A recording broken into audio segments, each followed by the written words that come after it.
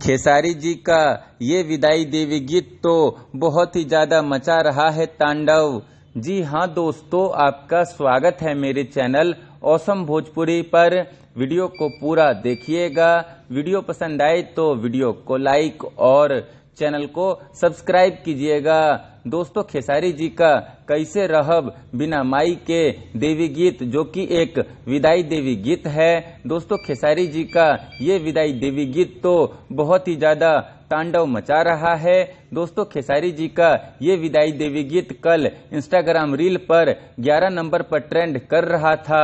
साथ ही दोस्तों, कल तक खेसारी जी के इस विदाई देवी गीत पर 72,000 के करीब इंस्टाग्राम रील बना था। वहीं दोस्तों, आज खेसारी जी का ये विदाई देवी गीत इंस्टाग्राम रील पर 3 नंबर पर ट्रेंड कर रहा है। वहीं दोस्तों, अब तक खेसारी जी के इस विदाई देवी गीत पर 1,13,000 के करीब इंस्टाग्राम रील भी बन चुका है। दोस्तों, खेसारी जी का ये विदाई देवी गीत खूब बज रहा है, ग्राउंड लेवल पर भी और यूट्यूब और इंस्टाग्राम पर भी। वैसे दोस्तों, आप लोगों के आसपास खेसारी जी का ये विदाई देवी गीत बज रहा है कि नहीं, कमेंट करके जरूर बताइएगा।